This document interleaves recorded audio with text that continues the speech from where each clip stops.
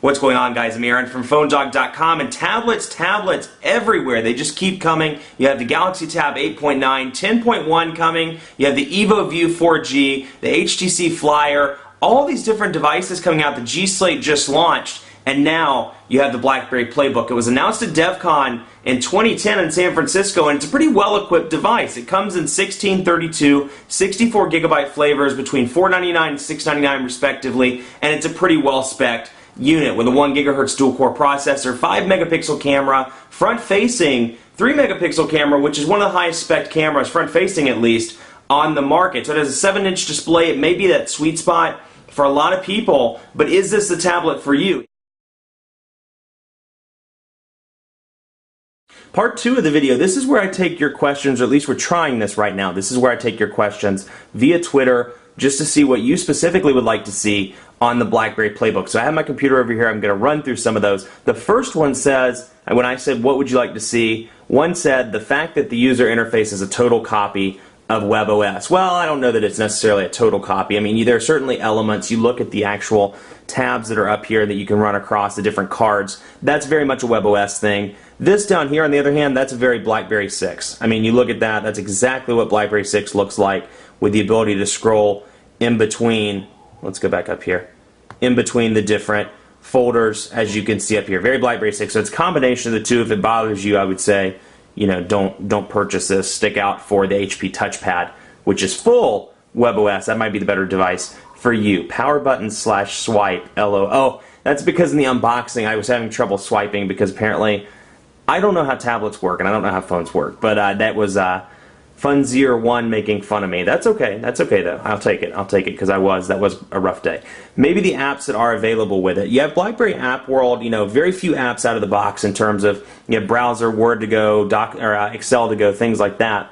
But BlackBerry App World is available as well. Now the downside here is twofold. One, BlackBerry App World pales in comparison to other markets like the Android market, Apple's App Store, in terms of the number of apps available. When you really look at it though, and we go to let me show you some of the applications here.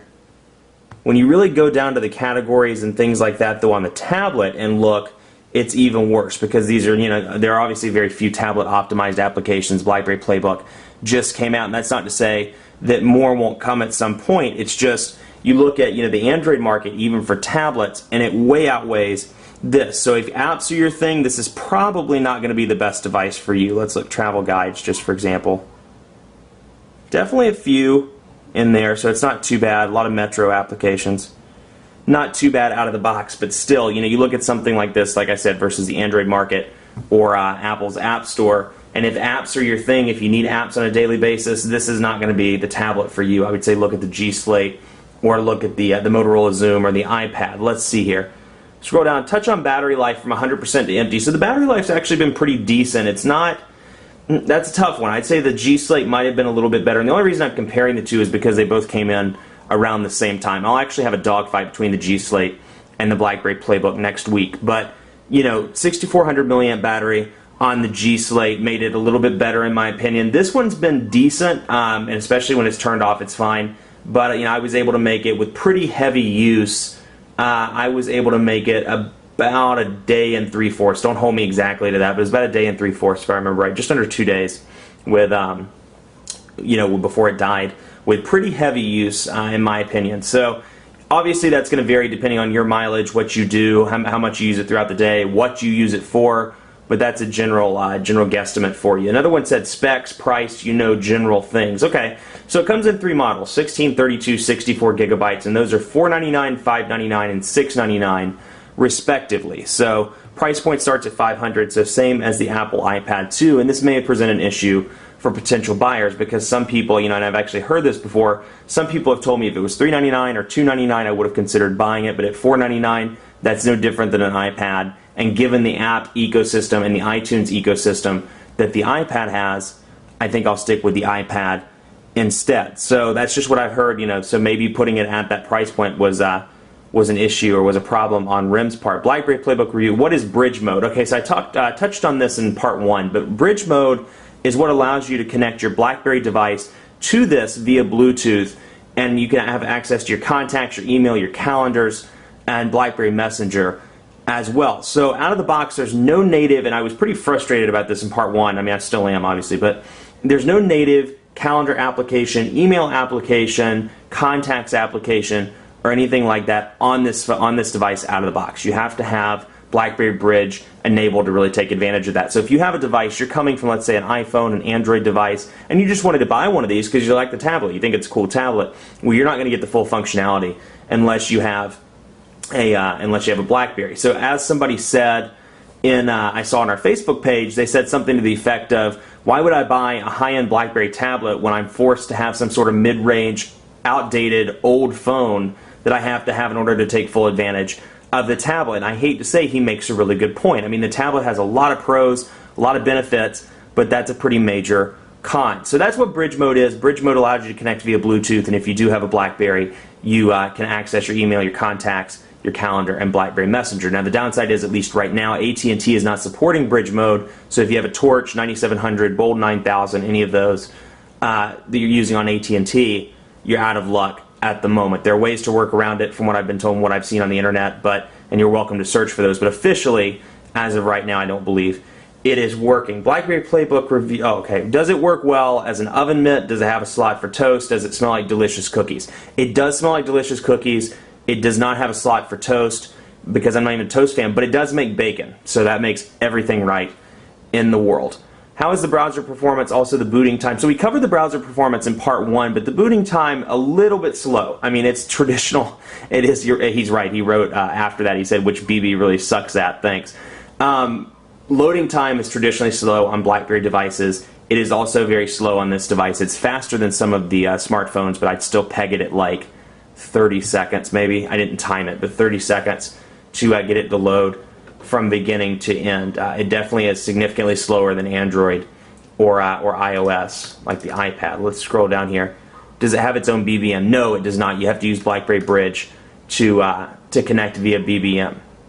So, you know, another thing, BlackBerry Bridge, you do have to have a BlackBerry device to really take full advantage of this tablet. Somebody asked about the camera. It has a 5-megapixel camera on the back, a 3-megapixel camera on the front. So, I mean, these aren't going to be, you know, insanely good pictures by any means, but let's take a look. Let's do over here. And we'll take this picture. Shazam. Okay, let's do it one more time. Shazam. So I'm not seeing any autofocus on this device, so what you see is what you get. So in order to get the Verizon logo, in order to get it really good, I'm going to have to pull out and grab it right there. Okay, so you can see, I mean, even then, picture quality, not astounding by any means. I mean, it's a 5-megapixel camera, no flash, no autofocus. It will not be your saving grace if you're a picture person. So something to keep in mind. Let's flip the camera around. And who is that good-looking gentleman looking into the viewfinder? People are always like, what are you looking at? I'm looking in the viewfinder. So you can see, that's me. We're going to take a picture of that.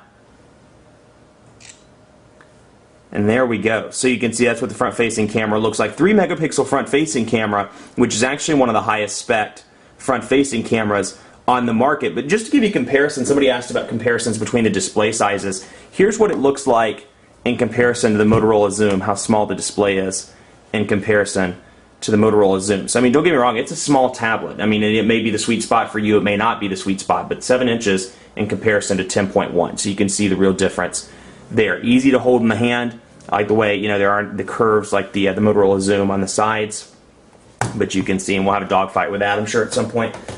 But much smaller tablet may be the sweet spot for you, may not be. Personally, for me, somebody asked what the sweet spot was for me. I happen to like 8.9 inches. I think that's a healthy balance.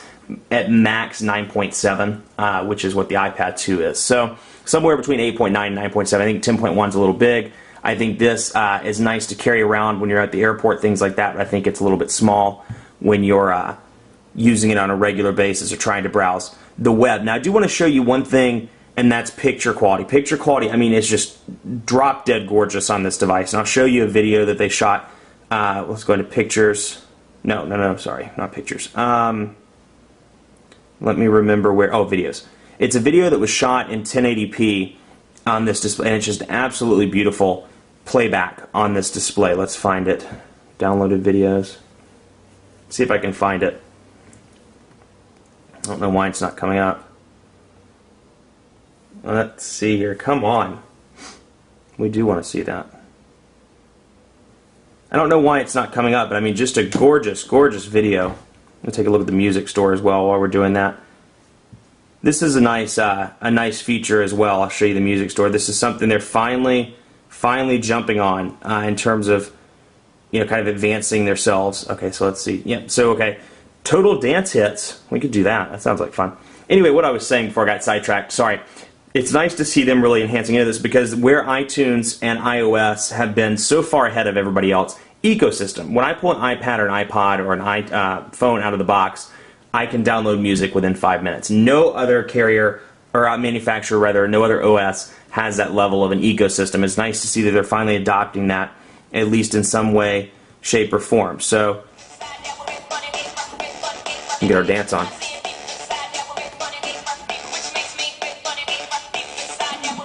Okay, you get the idea, but it's nice to see that on here in some form, even if it's not as much of an ecosystem as iTunes and iOS. It's still nice to see the ability to download. I'm sorry, I'm not sure why that's not coming up, but just to show you some of the pictures as an example, let's go through to show you some of those. I mean, the quality is absolutely gorgeous. The camera's not doing it justice. You can see, I mean, just beautiful, beautiful screen quality. And we'll look there. Just to show you, I mean, it's not, I'm looking at the viewfinder and it's not showing it off the way it should. I mean, that's a gorgeous, gorgeous picture. And I wish you could have seen this video. Like I said, I'm not sure why it's not coming up, but absolutely gorgeous picture quality. HD video is just beautiful on this device. So in terms of, you know, if you were somebody that takes a lot of pictures, you take the pictures, you put them on the device. I have a friend that takes pictures, puts them on his device, takes these videos in 1080p.